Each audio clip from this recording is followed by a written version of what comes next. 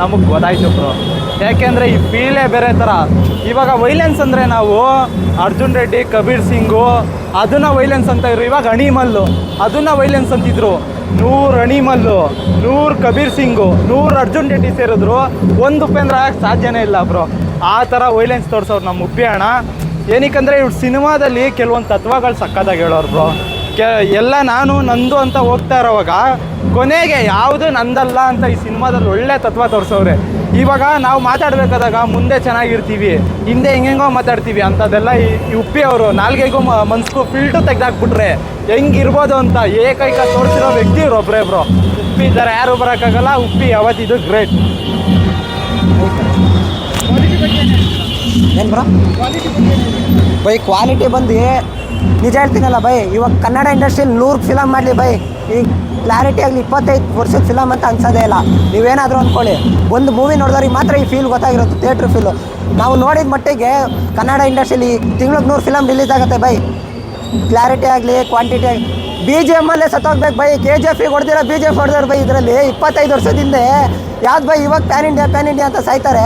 25 ವರ್ಷದಿಂದ ಇವ್ರು PAN India movie ಮಾಡಿದವ್ರು ಇವ್ರು ಉಪೇಂದ್ರ. ನಾವು ಊಟ ಮುಂಚೆ ಮಾಡಿರೋದು ಪ್ಯಾನ್ ಇಂಡಿಯಾ ಇವರು.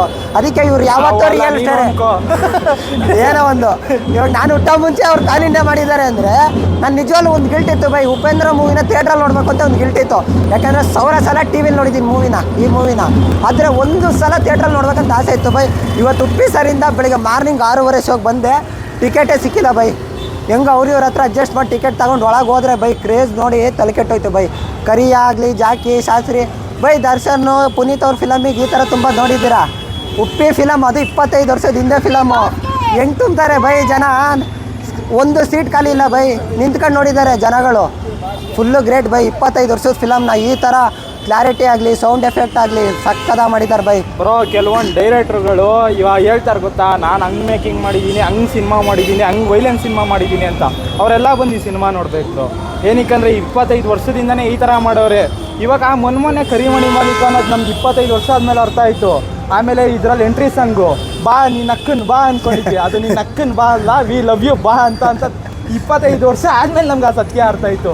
ಇನ್ನು UI ಬರ್ತೈತೆ, ಅದು 100 ವರ್ಷ ಆದ್ಮೇಲೂ ಅರ್ಥ ಆಗಲ್ಲ ಅನ್ಸುತ್ತೆ ನಮ್ಗೆ. ಆದ್ರೂ ಅರ್ಥ ಆಗದೆ ನೋಡೇನಲ್ಲ ಉಪೇಂದ್ರ. ನಾನು ಊಟ ಮುಂಚೆ ಬಂದಿರೋ ಫಿಲಮ್ಗೆ ಈ ಥರ ಕ್ರೇಜ್ ಅಂದರೆ ಇನ್ನು ನಾನು ಹುಟ್ಟೋದ್ಮೇಲೆ ಬರೋ ಫಿಲಮ್ ಇನ್ನು ಯಾವ ಥರ ಸ್ಟ್ಯಾಂಡರ್ಡ್ ಇದು ಪಿಲ್ಲರ್ ಕೊಡ್ಸಲ್ಲ. ಏನಂತೀರಾ? ರೀ-ರಿಲೀಸ್ ಅಂದರೆ ಬೈ ಮತ್ತೆ H2O ಬೇಕು ಬ್ರೋ. H2O ಅದು ಮಸ್ತ್ ಮೂವಿ ಬ್ರೋ. ಅದು ಥಿಯೇಟ್ರ್ ಫೀಲ್ ನೋಡ್ಬೇಕು ಅನ್ನೋದು ಒಂದು ಆಸೆ ಇದೆ. ನಾವು ನೋಡಿಲ್ಲ ಆ್ಯಕ್ಚುಲಿ. ನೋಡ್ಬಿಟ್ವಿ, ಉಪೇಂದ್ರ ನೋಡ್ಬಿಟ್ವಿ.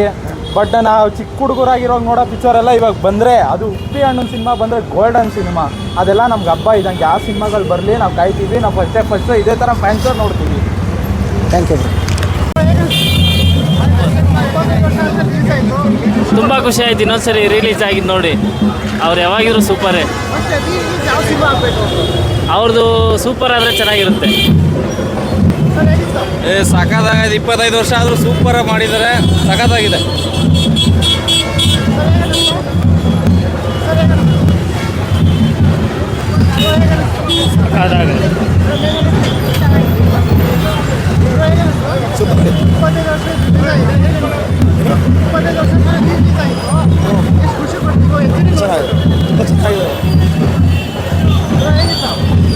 ಚೆನ್ನಾಗಿದೆ. ಉಪೇಂದ್ರನ್ ಫಿಲಮ್ ಯಾವುದು? ಕ್ಲಾರಿಟಿ ಎಲ್ಲ ಚೆನ್ನಾಗಿದೆ. ಉಪೇಂದ್ರನ್ ಫಿಲಮ್ ಏನು ಮಾತಾಡೋಂಗಿಲ್ಲ, ಸುಮ್ಮನೆ ಎಂಜಾಯ್ ಮಾಡುವ.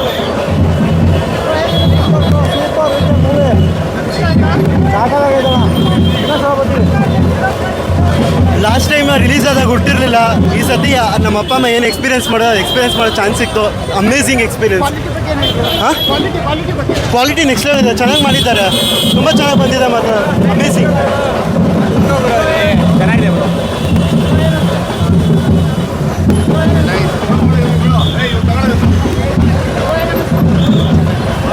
ಸೂಪರ್ ಮೂವಿ ಅಣ್ಣ. ಕಲ್ಟ್ ಕ್ಲಾಸಿಕ್ ಗೊತ್ತಲ್ಲ, ಉಪ್ಪಿ ಬಾಸ್. ಉಪ್ಪಿಗೆ ಜೈ. ಸೂಪರ್ ಆಗಿದೆ.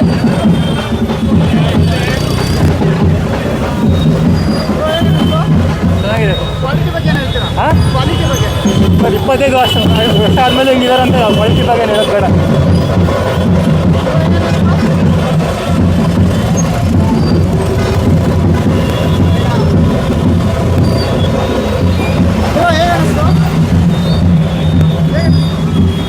Super experience. ಹಾಂ ಕ್ವಾಲಿಟಿ ಚೆನ್ನಾಗಿದೆ. ಕಲರಿಂಗ್ ಎಲ್ಲ ಇಂಪ್ರೂವ್ ಮಾಡಿದ್ದಾರೆ.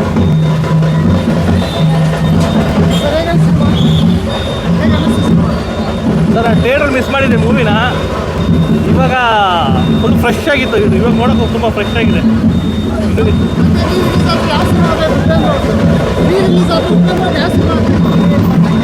ನೆಕ್ಸ್ಟು ರಕ್ತ ಕಣ್ಣೀರು ಹಾಕಬೇಕು, ರಕ್ತ ಕಣ್ಣೀರು ಹಾಕಬೇಕು.